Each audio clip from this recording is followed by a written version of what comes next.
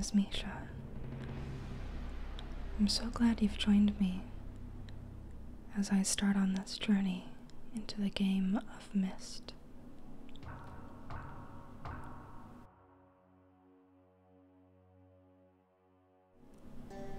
Idris will get us started. I realized the moment I fell into the fissure that the book would not be destroyed as I had planned.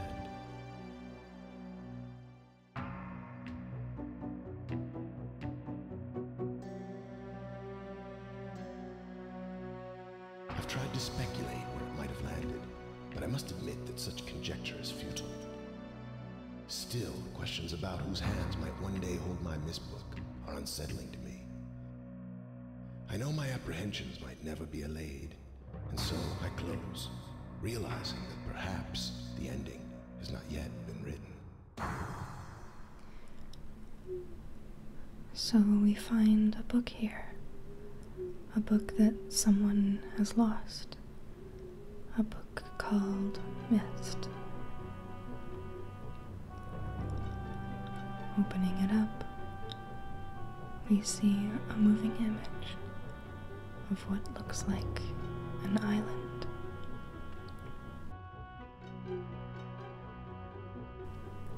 I'm going to touch the page.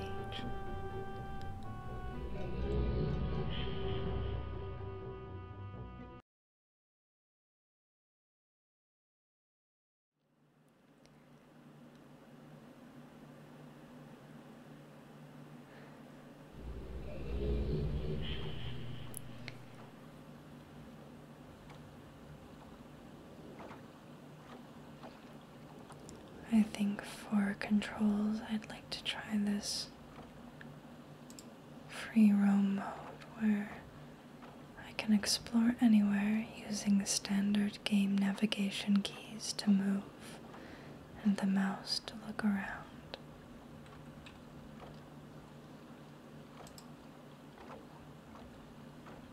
Push escape key for main menu.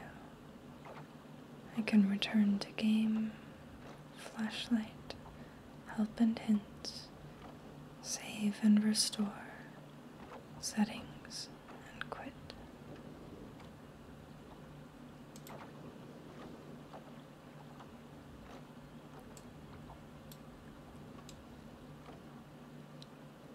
It looks like I right-click to move my camera around. I have landed on this island.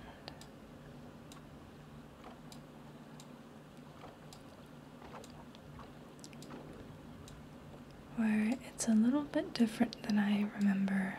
I have actually played this game before. When it first came out, when I was really young. This game wasn't in this 3D environment. It was a series of two-dimensional images that you would click and move to the next area. So this is an upgrade from that version. I think I'm going to, will it let me adjust my mouse settings? Mouse look speed. I'll try that. It's a little better.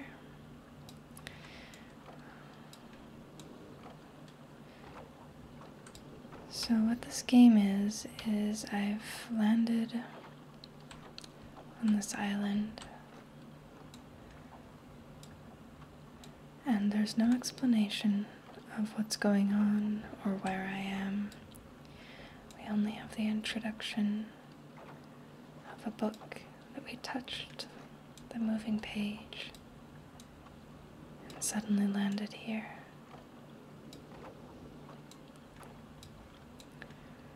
So let's start looking around.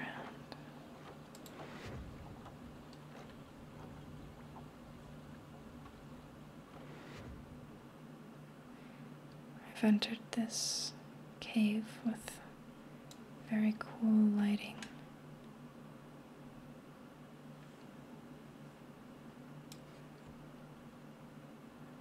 And it leads to this cavern.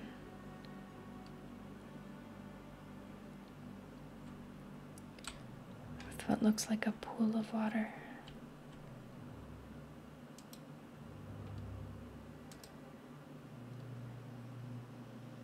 I click the button, but nothing seems to happen. So I'm gonna look around and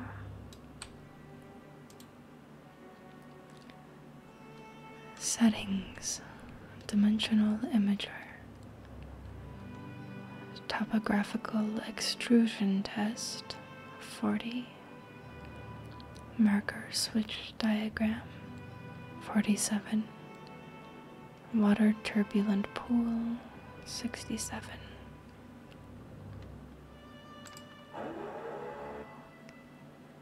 We are on 67, which was the water turbulent pool.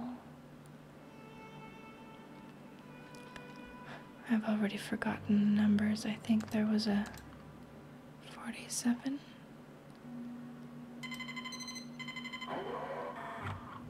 Marker switch diagram. Let's see what happens over here now.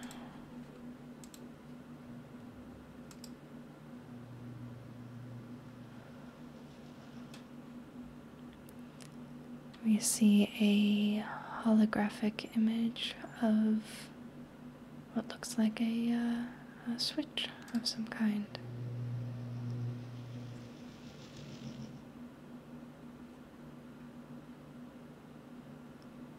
Try to remember that for later.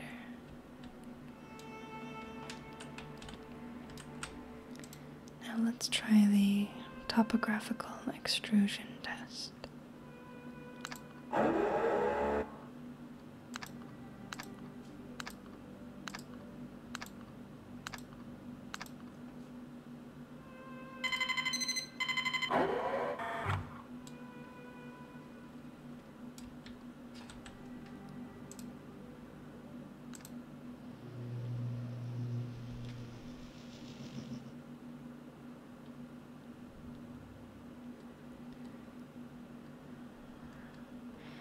Well, it looks like a mountain of some kind. Let's see, topographical. If you've ever seen a topographical map, what it does is indicate the altitude of various regions on a map. And it looks like this does something similar where the hologram extrudes out of the what was once the water pool and shows us a mountain.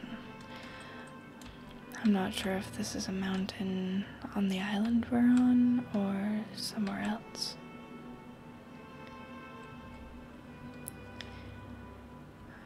But it looks like this room has shown us all that it's going to show us.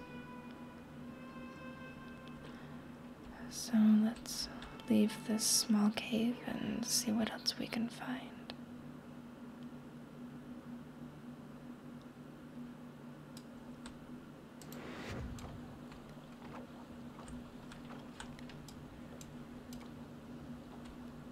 Here we are back on the dock.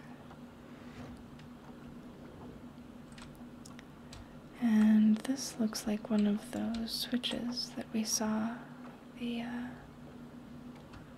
in the marker switch diagram. I can pull it up or down.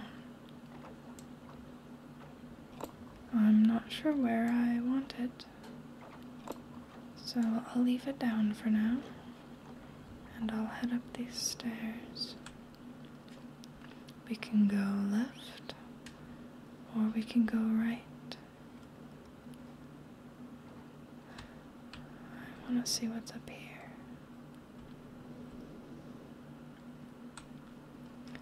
Looks like we have some large gears, clockwork of some kind, and another switch. I can pull the switch up or down.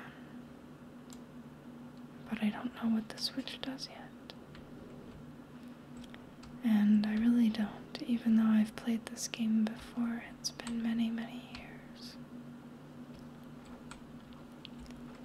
And it's much more sophisticated than I remember, I will admit. It was quite, well, it was, like I said, it was a series of two-dimensional screens. There was no real 3D environment. Although conceptually, the game was excellent and still is, I feel. Looks like there's something lying here on the grass. It's a letter. Catherine, I've left for you a message of utmost importance in our 4-chamber beside the dock. Enter the number of marker switches on this island into the imager to retrieve the message. So I think the 4-chamber beside the dock was the cavern that we were just in. And if we enter the number of marker switches on the island, we can retrieve the message that Idris left for Catherine. I'd like to do that. So far, we've seen 2 marker switches. One here, one here. So let's see how many else we can find. Oh, here's another one. That's 3.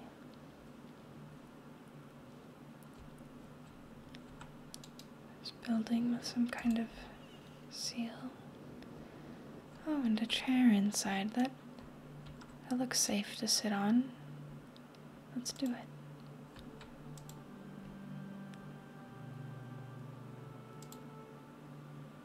Oh, I didn't mean to leave the chair.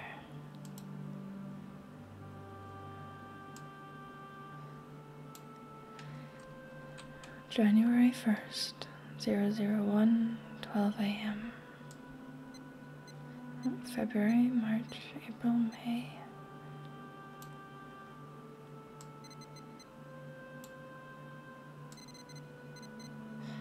Oh, I guess this is probably the year.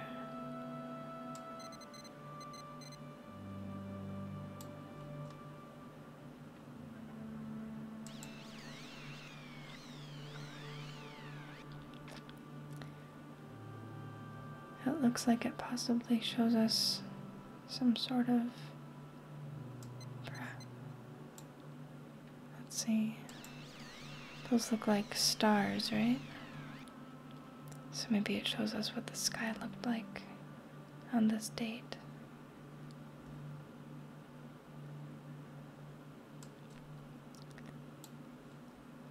I don't know that that's useful to us yet, but it might be later. We can turn the lights off. Try it again. Let's see if it's different. Well, it makes the stars easier to see, but I don't know what we're looking for yet.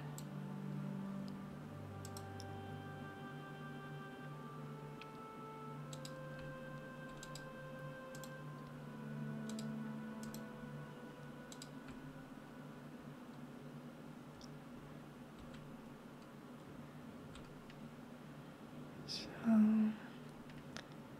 we've reached this other building. This one is familiar to me. It's a library of some kind. Tower rotation. I think this is the building we're in. And here's a tower. Oh.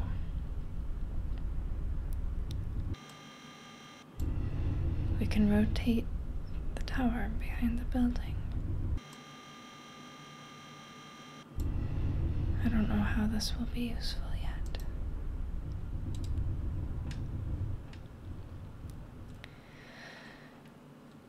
So on one side of the room, we have a blue book with a blue page next to it. And on the left side of the room, we have a red, well, brownish red book with a red page next to it.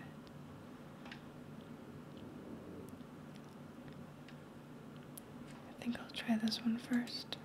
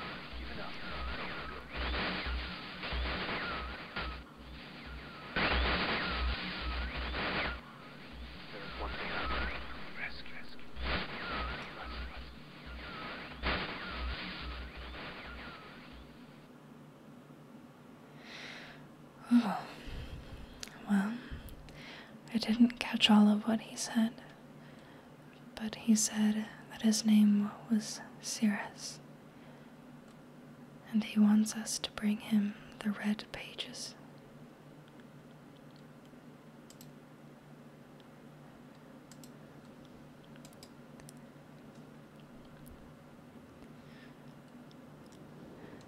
I must admit that was slightly discomforting.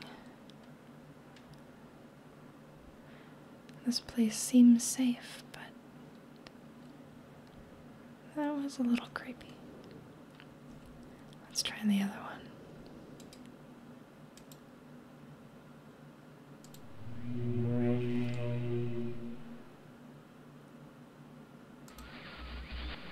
Serious?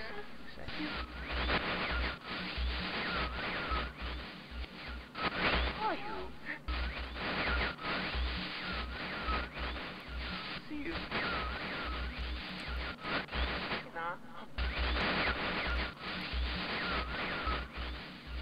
Help me. Bring blue pages.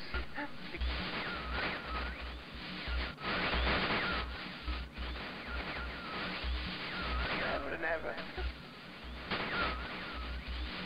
Pages.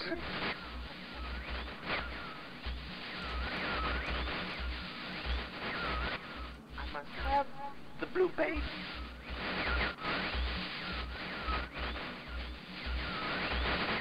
Bring them to me.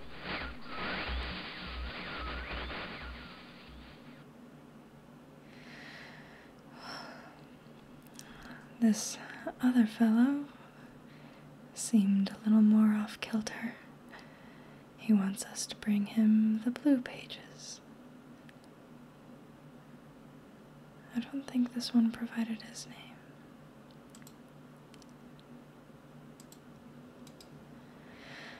Well, so that's something like a quest, I suppose. What else do we have here? This is a image of something. Oh. When I click on it, there's a little buzzing noise. How about this other one? Oh.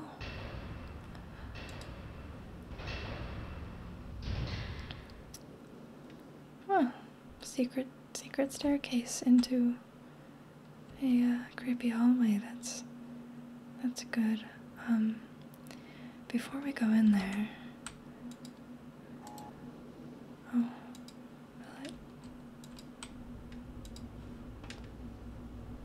I see. So this is an image from the library looking outside, out the door. But right now, the door is shut. Well, not even shut, there's a brick wall where the doorway was. And this is an image of the secret hallway, it looks like. So perhaps if we click this picture,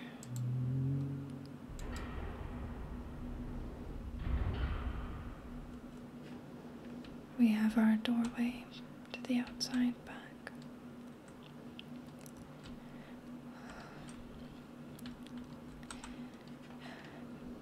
It doesn't look like there's anything dangerous here, but okay. What we have here before it turns into a secret passage looks like a library. And some burned books, it looks like. There was a fire here. And all these books got burned. How unfortunate. But there are some books here that don't look burned. This book is something called, looks like the Channelwood Age. And it's actually a rather long book, so if you would like to hear me read it, I will be reading it aloud to you at the end of this video. For now, though, I'm going to continue on with the game.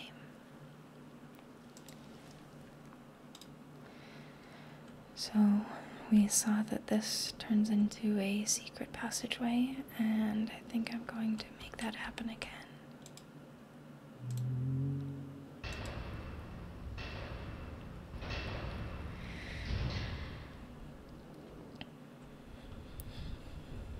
Okay, here we go.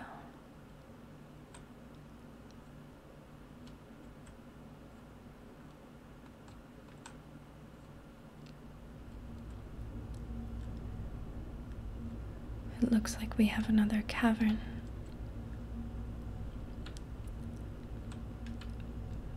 And the only thing in this room is some lights and what looks like an elevator.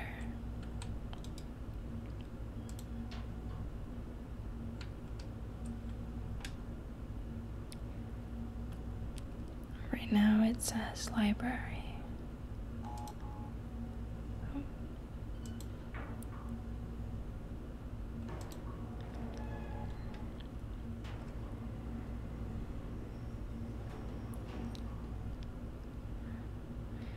Now we're in the tower.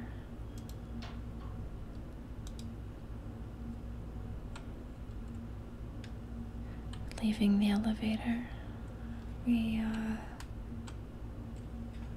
doesn't look so much like a cave anymore. I guess it's probably a tower. There's a ladder on this side of the room, and a sort of a plaque that has an image of a book.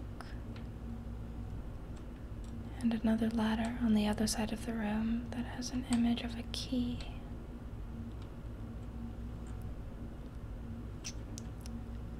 Let's see if I go up the ladder here. It looks like there's a sliver, like a vertical opening in the tower here, but there's only a wall behind it.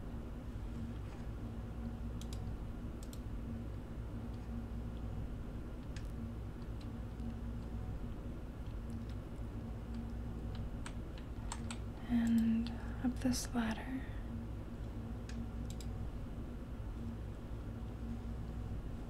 Is this a door? It might be a doorway, like an opening of its own, but it also there's just a wall here. There was that diagram in the library, though, that showed some sort of tower rotation. So let's go look at that.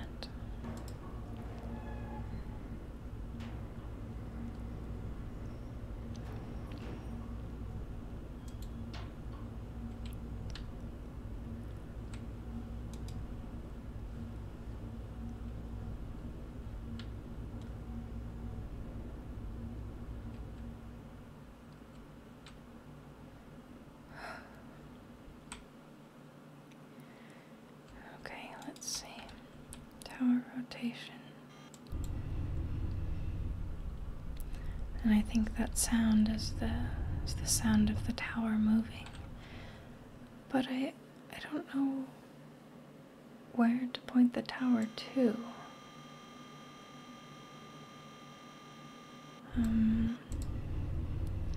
Let's try to point it toward this island, I guess. Island or hill, and see what happens. Maybe nothing. Maybe I have to get some more information first.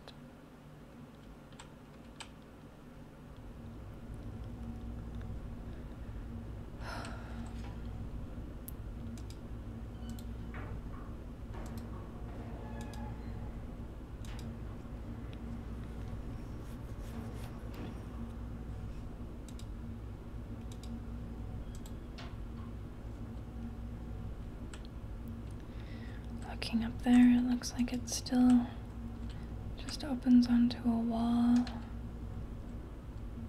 And this as well. See, key and a book. Is there any other information here?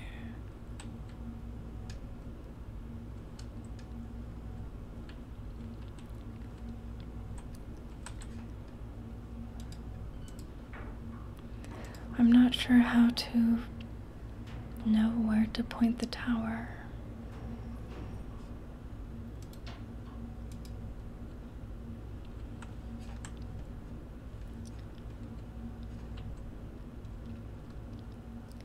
So I think I'll leave that for now and go explore some other things. There's one part we haven't seen yet, which is this fireplace that we can go into.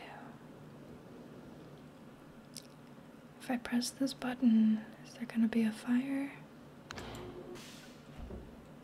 Nope. The fireplace closes and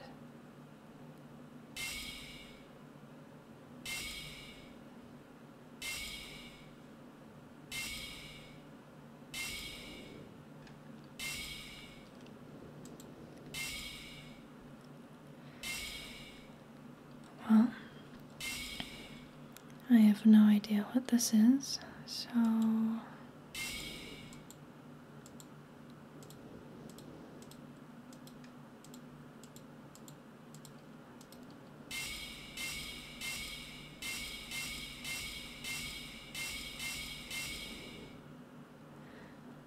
think I'll leave this for now and come back to this later as well.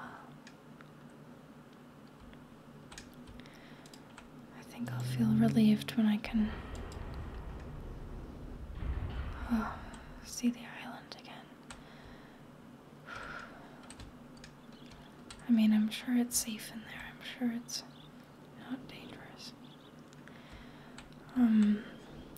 It looks like time passes in this game. It seems like it's sunset. Oh, there's the tower up there.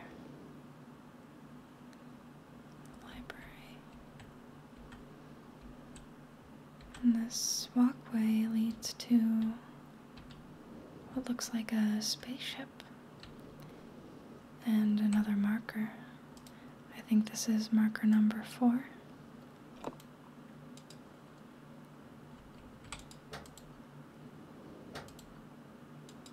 It makes a noise, but doesn't look like we can get in.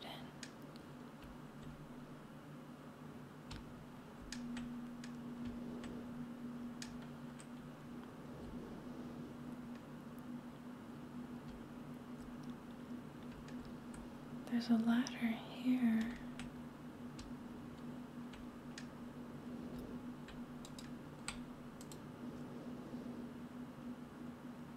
Leads to a electric.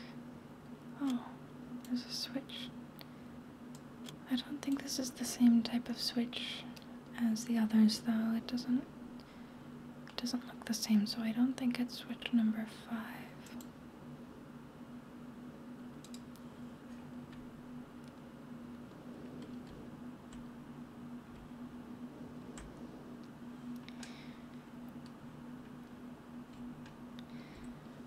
Well,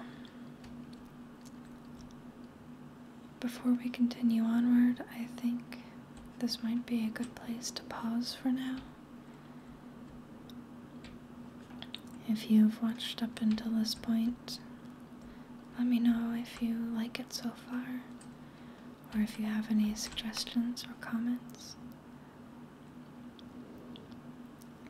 For now, I'm going to go back into the library and read one of the books on the bookshelf, the Book of Channelwood.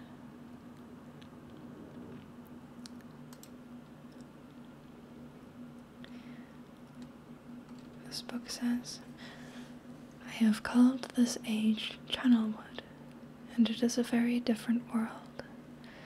Though it is exactly how I imagined it, it is still amazing to see it with my own eyes. Water covers this age as far as I can see, except for a small rocky island. Elsewhere, there are only trees which grow directly out of the water. A myriad of thin wooden passageways are built just above the water and disappear into the forest. I assume they were built some time ago, for they appear aged. I am eager to discover more about this land and its people, but I have arrived here late, and I must rest. I was awakened this morning by strange noises coming from a pathway adjacent to the one on which I had slept. I saw a group of monkey-like people heading in my direction. They had not seen me yet. I did not feel threatened by their presence. Their response to me was one that I would have never expected. After staring at me for a short time, they fell to their knees and began what appeared to be some sort of ceremonial worship. I tried to speak to them, but they did not understand my language.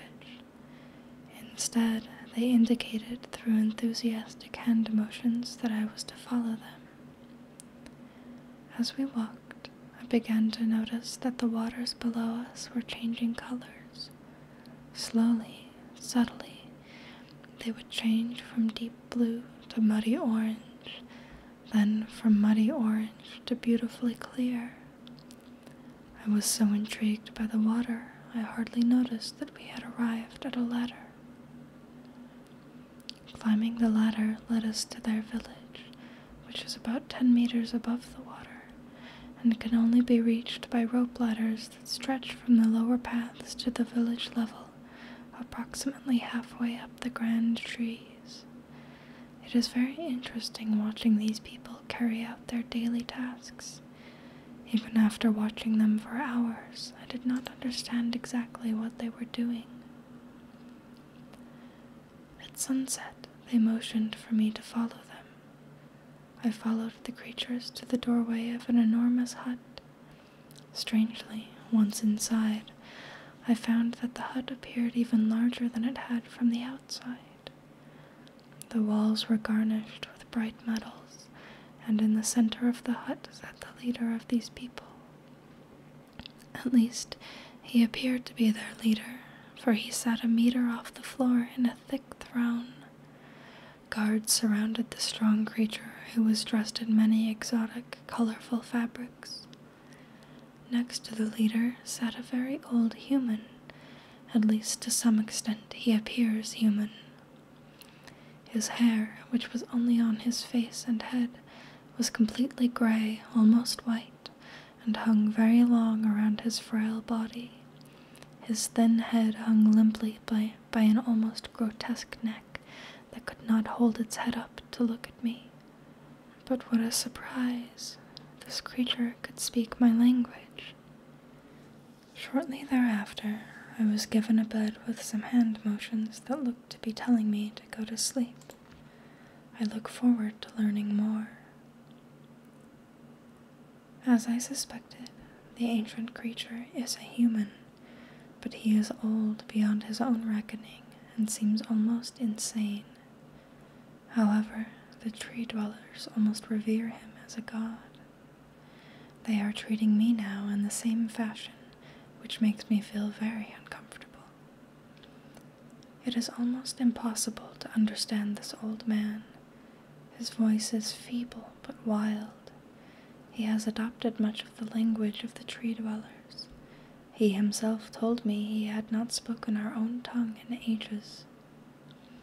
He attempted to explain to me the history of this place. The following is my best translation of what he has told me. Many years ago, the humans and tree dwellers lived together in this place, which was then a vast island. They interacted very little. The humans dwelt on the ground, and the tree dwellers lived high above the humans.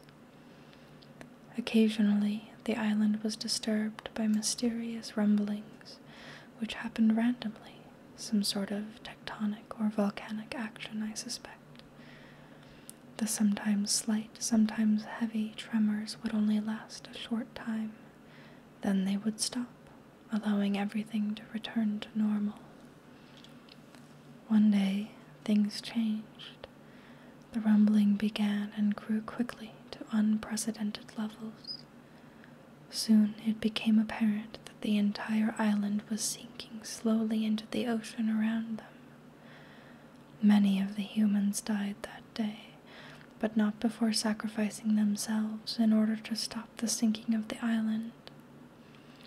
The humans who lived through this catastrophe moved into the trees, where they gradually died out, maybe because they were unequipped for such an environment, but I am not sure. This is the story the old man communicated to me, although many details are very unclear in my mind. I am especially confused as to how the humans saved the island from completely sinking. In fact, I doubt the accuracy of that part of the story. The island must have stopped on its own. Yet, the old man believes in the truth of the story as if he had been there. And the tree dwellers worship him, and apparently all humans, as if they were heroes or gods. The old man ended our conversation today with an event which I will never forget. He began gripping my hands tightly, murmuring something about rest and asleep. He then said, "We had expected you to come sooner." These actions filled me with a sort of immediate dread. With much effort, he stood to his feet. I tried to help, but he pushed me away with more force than I imagined his frail body contained. The tree dwellers quietly surrounded him with very solemn faces. They then kneeled before him.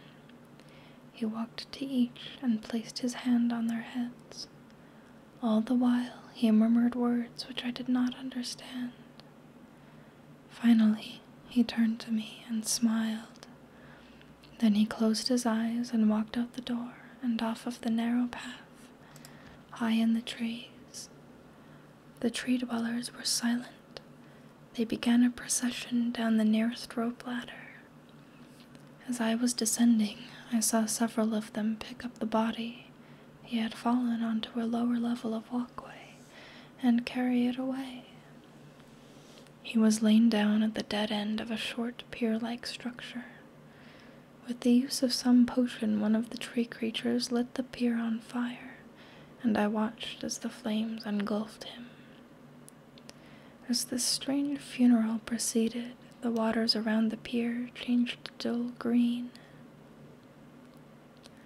This morning I awoke, finding it hard to even believe the previous evening's events. The water is a dull green for as far as I can see now. For some reason, the water no longer shifts color. As I wander throughout the pathways, the creatures watch me, curious to see what I will do next. They are constantly offering me strange objects of affection. I even found food outside the doorway to the room in which I had slept. This is a unique race of beings. I hope to learn their language soon so that I may learn more from them. I have lived on this world for 3 months, off and on, and the tree dwellers have shown great hospitality. I am even beginning to learn bits of their language. I have decided to return home for an extended stay with my loving wife and my sons, and hopefully return with them. However, I am sure Catherine will once again refuse. I think this age would be a wonderful experience for them all, and I at least look forward to how Cirrus and Achenar will react to its curious inhabitants. Catherine is staying behind, as expected. My sons have returned with me, and they enjoy this age very much. They get along very well with the tree dwellers and are picking up their language surprisingly fast. I have no doubt that it will not be too long until they can speak with the tree dwellers much better than myself. I am leaving tomorrow to check on Osmoian age. Cirrus has suggested that I allow him and his brother to stay. Though the idea unsettles me, I know the boys are growing up rapidly. The hospitality of these creatures is such that I could think of no better place to leave them alone for a short while, so I will consent to their request. I warned the boys not to take advantage of the respect the tree dwellers have for their ideas. They seem to understand my warning, and I have faith they will follow it. Much to my dismay, upon arriving in Everdunes, I learned that Pran and her people are continuing to be menaced by the Choctic. I fear for their survival and plan on returning to her shortly after checking on Cirrus and Achenar here. See Everdunes Journal for more information. After watching Cirrus and Achenar, I see they are handling things very well, and I think I can put to rest any fears about leaving them in Channelwood again, and for a little longer time. The tree dwellers seem slightly distressed that I am leaving, but are happy that Cirrus and Achenar are staying behind again. I have been gone for over 3 days and have been to many different places. I had to tell Cirrus and Achenar about Pran's death today, and they were visibly shaken, although they only remembered her from their childhood. Catherine has suggested that it would be wise for Cirrus and Achenar to leave Channelwood for a while, and I have to agree. They will be returning with me when I leave again. I have told my sons that they will be returning with me in 2 days. They spent the entire night telling me of an adventure they experienced in my absence, and it was rather remarkable. It seems they constructed a boat with the creatures and traveled some ways out into the surrounding waters. I enjoy hearing them talk excitedly of their adventures, and am reminded of my own adventures as a child. I finally understand why the tree dwellers have been giving me their many inks and insisting I write with them. Looking through some of my past entries, I see now that the inks have changed from the black I thought they were to various different colors. I have shown some of the creatures my journal, and they laughed and howled. I did not know they had such a sense of humor. Even now, as I look through this very colorful journal, I cannot help but laugh myself. We will be returning tomorrow, so my sons are with the creatures for the last night here. They have told me they would like to come to Channelwood again, and also asked if they can visit some other ages alone. Though I will have to think over their request, I believe they have proven to me that they are trustworthy and responsible. Catherine will also have to help me decide whether they are ready for travel alone. For now, I must give my farewells to the creatures, for I do not know how long it will be until I visit this age again. Looks like here we have a map, maybe of the tree houses connected by wooden bridges, and some drawings, one of a windmill and one of a wooden hut that might be in the trees as well.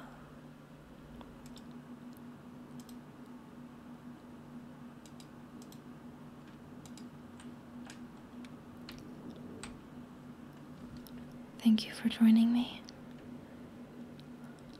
I think I'll leave us here in the library for now, and I'll see you guys next time. Good night.